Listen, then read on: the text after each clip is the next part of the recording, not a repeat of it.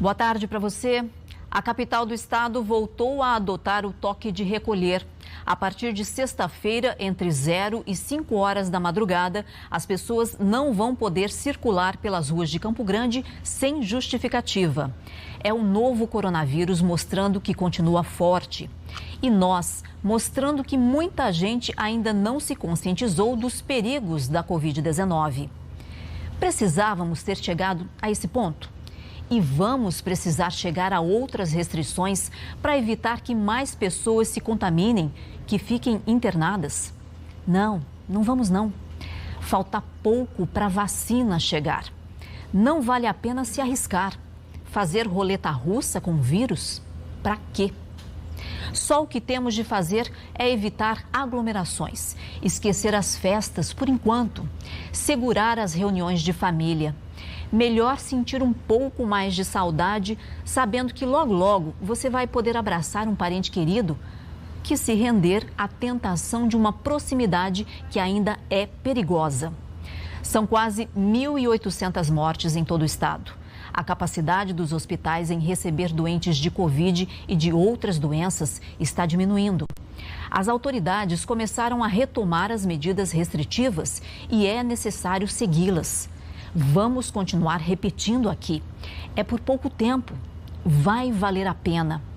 Todos os testes de vacinas têm dado resultados positivos. Elas vão garantir a imunização de que precisamos para aí sim sair às ruas e comemorar a vitória sobre o vírus. Por enquanto, temos de ter um recuo estratégico. Saia de casa só se precisar. E se sair, use a máscara o tempo todo e de forma correta. Não esqueça da higiene das mãos e, principalmente, mantenha distância social das pessoas. Não sabemos quem está infectado. Não leve o vírus para sua casa. Para que se arriscar? Faça parte dessa corrente. Transforme essa frase em atitude. Falta pouco para a vacina chegar. E essa espera vale a pena. O MS2 está no ar.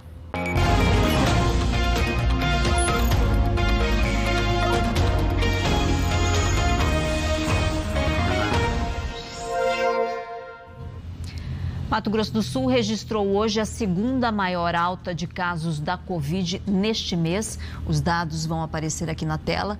Foram 905 casos confirmados nas últimas 24 horas. Um reflexo de que o vírus continua se espalhando.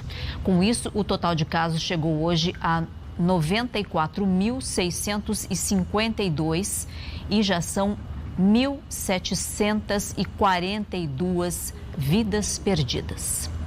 Com a escalada de novos casos, a capital vai voltar a adotar o toque de recolher. A medida foi anunciada hoje numa reunião entre representantes da Prefeitura e do Comércio. De meia-noite até às 5 horas da manhã.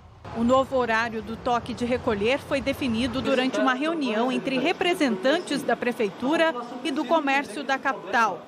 Na pauta estavam medidas para conter o avanço da Covid-19 na cidade, já que o número de casos vem aumentando. A partir de 1 hora da madrugada, blitz educativa. Vamos intensificar as equipes de fiscalização da SEMADUR, da Agência de Trânsito, da Segurança Social e da Vigilância Sanitária. Estamos em parceria com OAB, CDL, Associação Comercial e o grupo técnico de 30 membros que estão nos orientando através da ciência. Para representantes do comércio, a medida já era aguardada, mas deve trazer prejuízos principalmente para aqueles que funcionam no período noturno. Inclusive um pedido do setor para que se intensifique a fiscalização.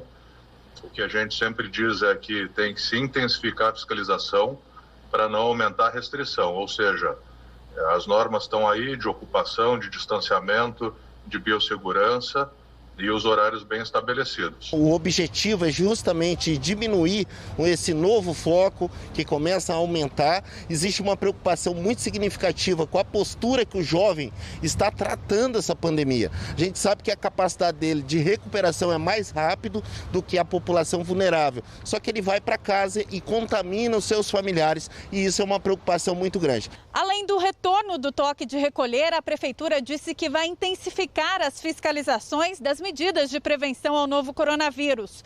O uso de máscaras e o distanciamento social, por exemplo, nunca deixaram de ser obrigatórios. Mesmo assim, não faltam flagrantes de desrespeito e aglomerações. No início deste mês, um baile funk atraiu mais de 4.000 pessoas sem nenhum respeito às regras de biossegurança. Nos últimos 15 dias, a capital teve um acréscimo de 5.424 casos da doença. Essas medidas, elas estão sendo tomadas de forma atrasada, né? Eu acho que com os dados da semana passada, a gente já tinha evidência importante de aumento e de início de ocupação importante em leitos de terapia intensiva e hospitalar. Ou seja, essas medidas deveriam ser tomadas semana passada e não somente agora, no meio da semana. Hoje pela manhã, o secretário estadual de Saúde, Geraldo Rezende, se reuniu com representantes dos hospitais públicos e privados para tratar sobre a ocupação de leitos na capital. Ele voltou a reforçar a necessidade de medidas mais rígidas neste momento da pandemia. O quadro se apresenta muito angustiante e a gente tem pouco tempo para tomar as decisões e, logicamente, vamos ter que tomar decisões em conjunto com os municípios, principalmente com a capital, para que nós tenhamos uma sintonia e possamos ter resultados concretos das medidas a serem tomadas. Não pode ser medidas de faz de conta. Nós estamos lidando com vidas. E, nesse momento, o nosso objetivo é de preservar vidas. A economia que aguarde.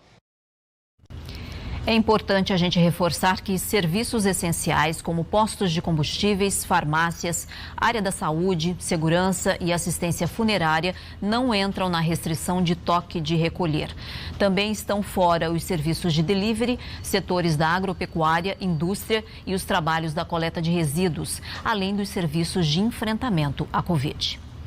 A Santa Casa anunciou que todas as visitas hospitalares estarão suspensas no hospital a partir de amanhã. Segundo o hospital, a medida é por causa do aumento dos casos de Covid-19 e para reduzir o risco de contaminação. A suspensão é por tempo indeterminado, mas a Santa Casa informou que vai divulgar diariamente boletim médico dos pacientes em situação grave. Outra imagem do dia. Na região de Fronteira, em Mundo Novo, contrabandistas de cigarros atearam fogo em um carro quando foram flagrados por equipes da Receita Federal, Polícia Militar e Polícia Federal. Eles usavam um sítio como depósito de caixas de cigarros do Paraguai. Mais de 500 mil maços e 2 caminhões que estavam carregados com a carga ilegal foram apreendidos. Os criminosos conseguiram fugir. De acordo com a Receita Federal, a apreensão de cigarros na região este ano já aumentou 50% em comparação ao ano passado.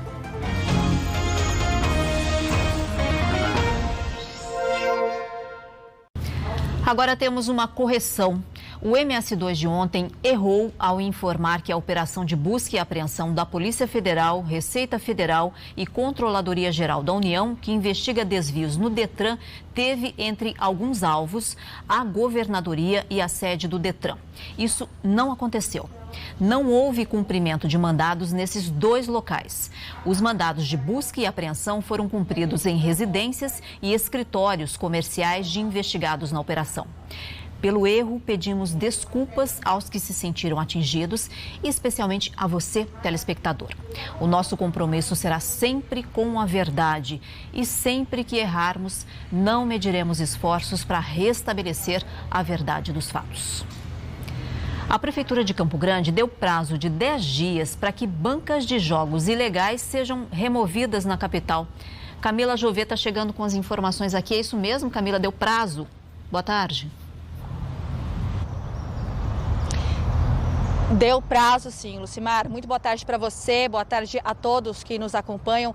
Essa publicação da SEMADUR, a Secretaria Municipal de Meio Ambiente e Gestão Urbana, foi publicada hoje no Diário Oficial aqui do município e lista cerca de 100 endereços em espaços públicos. São cabines que são usadas para a elaboração de vários jogos, incluindo o jogo do bicho, que é proibido por lei. Essa determinação foi baseada em um pedido do Garras, a delegacia que apura os investigados na Operação Omertá em relação a esse tipo de jogo, o jogo do bicho. Em setembro deste ano, policiais foram até alguns desses locais e lacraram as cabines. Durante a investigação, a delegacia constatou irregularidades e, a partir disso, fez o pedido a Semador. Com a publicação, começa a correr a partir de hoje o prazo de 10 dias para que os responsáveis façam a remoção das cabines. E aqueles que não cumprirem, então, esse prazo, essa notificação, terão a cabine removida do mesmo jeito, mas aí estarão sujeitos também às penalidades previstas em lei. Lucimar. Bom, vamos aguardar então e ver como vai ficar. Obrigada pelas informações, Camila. 25 de novembro marca o início de uma mobilização internacional, uma campanha de 16 dias de ativismo pelo fim da violência contra a mulher. Estamos aqui para apoiar você. É o lema da campanha que o Ministério Público Estadual começou com a divulgação de um teste com 11 perguntas. Algumas delas a gente vai mostrar agora. O seu companheiro afasta você dos seus familiares e amigos? Impede você de estudar ou trabalhar? Ou se ele te agride e tenta colocar a culpa em você?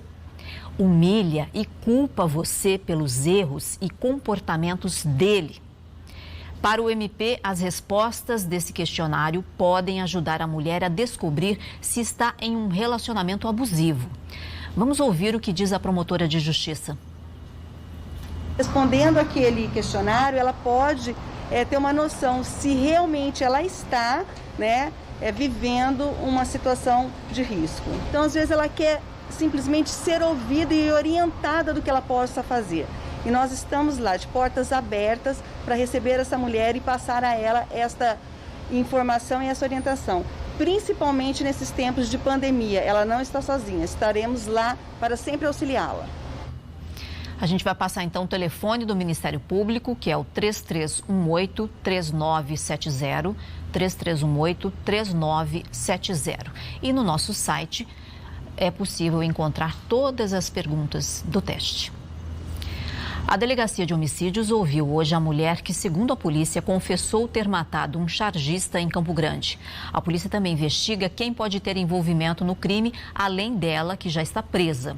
Buscas foram feitas nesta quarta-feira na casa dos filhos da suspeita, no bairro Copa Vila 2, na capital. O delegado que investiga o caso afirma que isso pode ajudar a esclarecer o crime e apontar a participação de outras pessoas. Marco Antônio Rosa Borges desapareceu no sábado, quando foi se encontrar com a suspeita. O G1MS ouviu uma parente da vítima que relatou que o crime pode ter sido motivado por um valor em dinheiro que Marco Antônio receberia esta semana e que era de conhecimento da mulher que o matou. Temos agora a atualização de um caso que estamos acompanhando. O tenente-coronel da PM de Campo Grande, que foi preso na semana passada na região de Fronteira, foi afastado da diretoria de ensino onde atuava. No dia em que foi preso, ele não estava trabalhando e também não estava de folga, estava de licença médica. Documentos apontam que essa não foi a única vez que ele se envolveu com um descaminho de produtos paraguaios.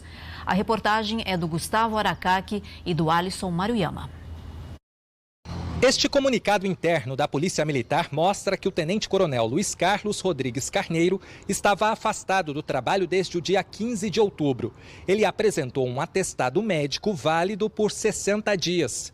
Com um salário de quase R$23 mil, conforme o portal da Transparência, ele estava no quadro de oficiais da Diretoria de Ensino, Instrução e Pesquisa da PM, responsável pela capacitação de militares dentro da própria instituição. Mesmo com a licença para o tratamento de saúde, o oficial foi preso em Ponta Porã pelo crime de descaminho. Ele estava em um carro com mais de 700 produtos eletrônicos sem nota fiscal.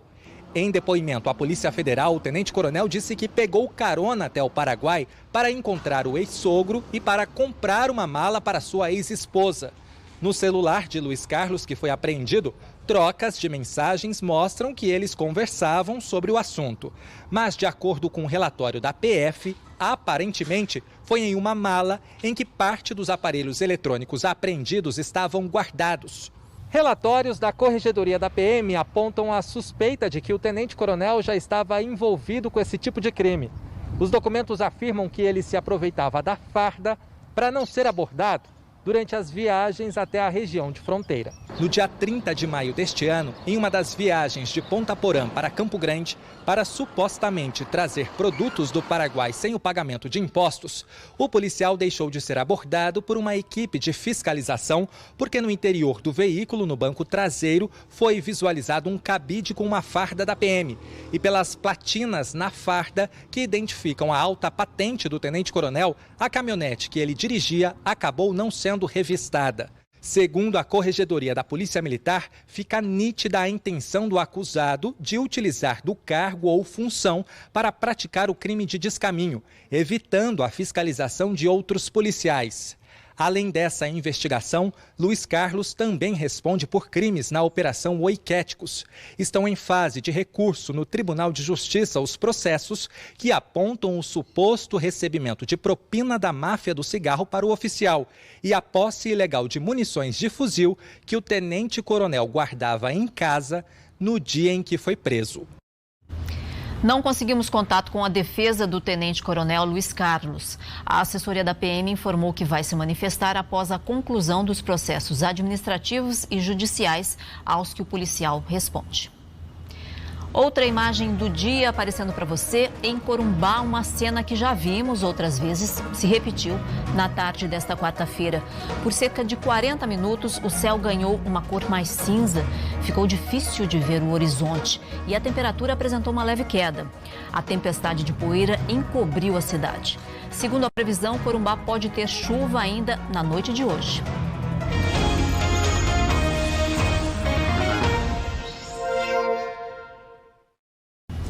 O governo do estado anunciou que a partir do ano que vem começará a aplicar o ensino híbrido nas escolas estaduais. A ideia é pôr em prática um modelo que já começou a ser usado este ano com as aulas remotas por causa da pandemia.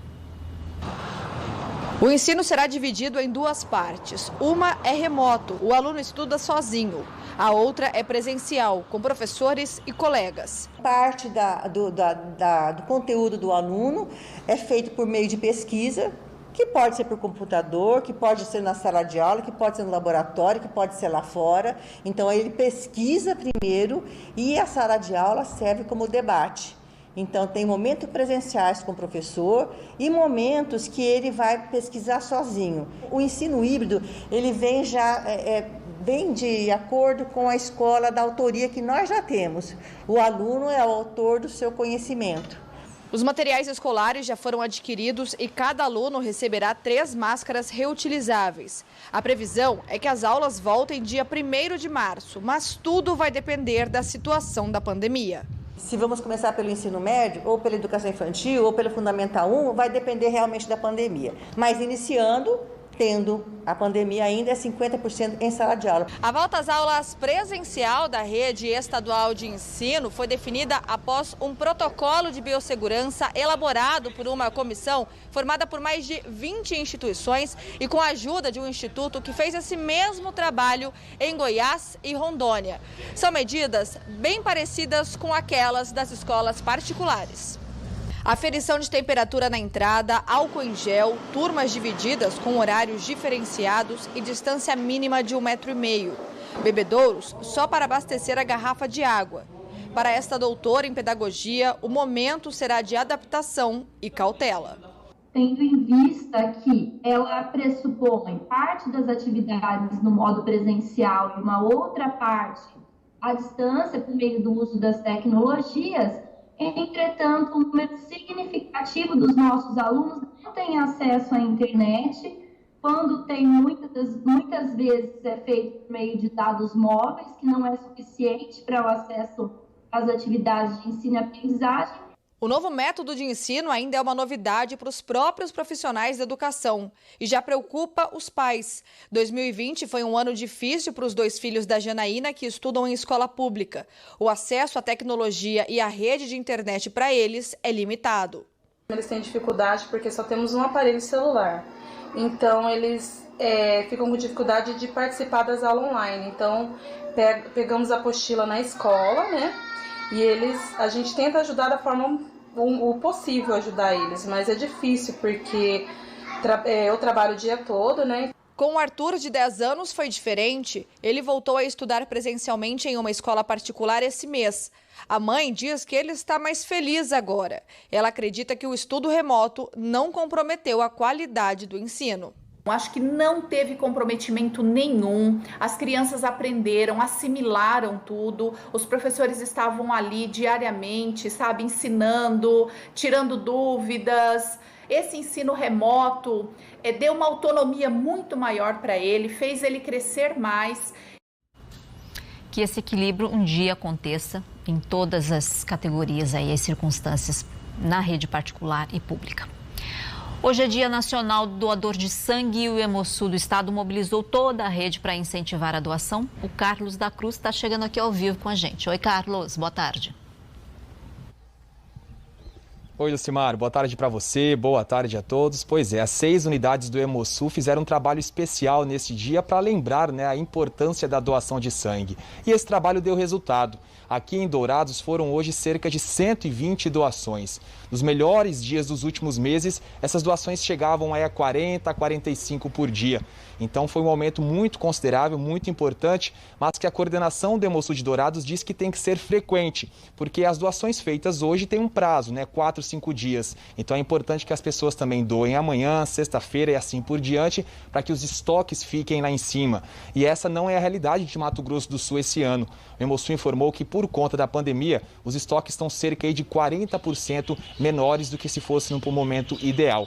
Por isso, então, a gente deixa o nosso recado aqui da importância de você que está assistindo a gente fazer a sua doação de sangue. São 6 unidades aqui em Mato Grosso do Sul: Dourados, Campo Grande, Coxim, Três Lagoas, Paranaíba e Ponta Porã. Está tudo sendo feito conforme as regras de biossegurança por conta da pandemia do novo coronavírus. Então dá para fazer o agendamento, buscar uma dessas unidades e, claro, ajudar a salvar vidas, né, Lucimar?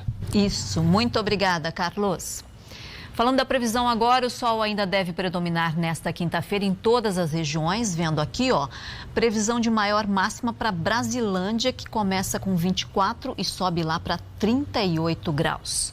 Campo Grande teve um aumento de nebulosidade no fim da tarde de hoje, mas ainda a previsão segue de sol e calor para amanhã.